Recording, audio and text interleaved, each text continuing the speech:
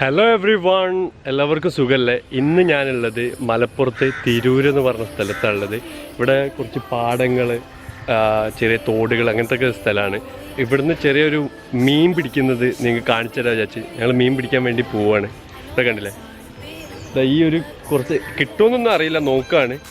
ഈ സ്ഥലത്ത് മീൻ ഉണ്ടായിരുന്നു, അപ്പം ഇത് മാറ്റിയിട്ട് നമ്മൾ പിടിക്കുന്നത് നിങ്ങൾക്ക് എല്ലാവർക്കും ഒന്ന് കാണിച്ചു തരാൻ വിചാരിച്ചു.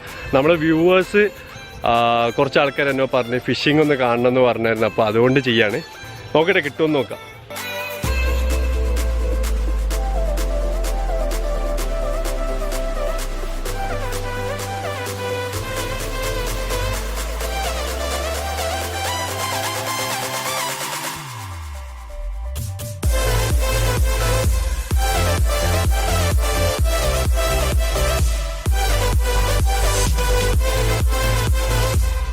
മീൻപിടുത്തം കഴിഞ്ഞപ്പോൾ മീനൊന്നും കിട്ടിയില്ല, പക്ഷേ വേറൊരു സാധനം കിട്ടിയിട്ടുണ്ട്. ഒച്ചിനെ കിട്ടിയിട്ടുണ്ട്, കുറേ എണ്ണം കിട്ടി.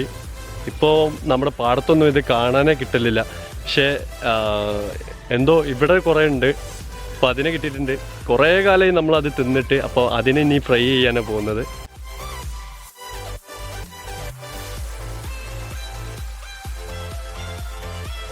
നമ്മൾ ഒച്ചിനെ ഒരു 1 ഡേ വെള്ളത്തിലിട്ട് വെക്കണം, കാരണം അതിൻ്റെ ചളി കാര്യങ്ങളൊക്കെ പോകാൻ വേണ്ടിയിട്ട് ഒരു ദിവസം നമ്മൾ വെള്ളത്തിലിട്ട് വെക്കണം. ഇതിന് ഒച്ചെന്നല്ല, ചില സ്ഥലത്ത് ഓരോ സ്ഥലത്തും പല പല പേരാണ് ഇതിന് പറയാം.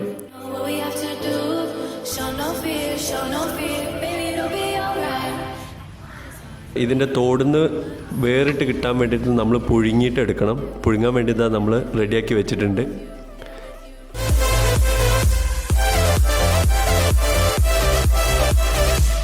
ഇത് നല്ല വെള്ളം നന്നായിട്ട് ചൂടാവുമ്പോൾ ഇത് കുറച്ചായിട്ട് ഇങ്ങനെ ഇതിൻ്റെ തോടുന്ന് വിട്ടുമാറുന്നത് നമുക്ക് കാണാൻ പറ്റും. ഇതേപോലെ നന്നായിട്ട് തിളച്ച് കഴിഞ്ഞാൽ എന്നിട്ട് നമ്മൾ എടുത്ത് മാറ്റണം. എന്നിട്ട് ഈ തോടുന്ന് വേറെടുത്തെടുക്കണം.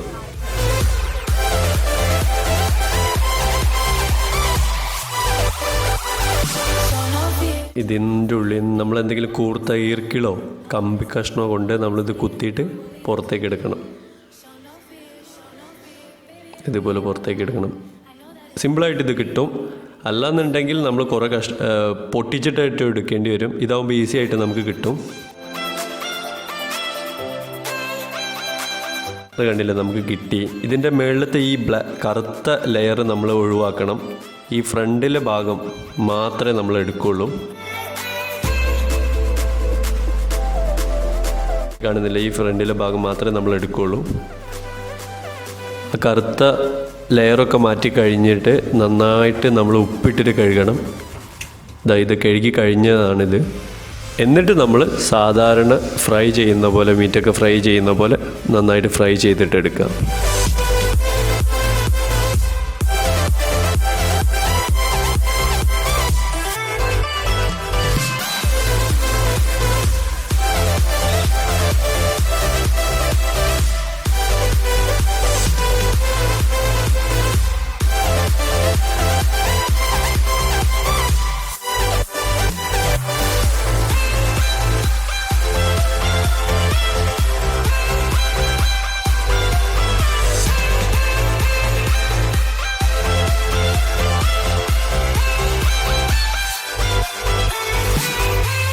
അപ്പോൾ നമ്മൾ ഒച്ച് ഫ്രൈ റെഡിയായി.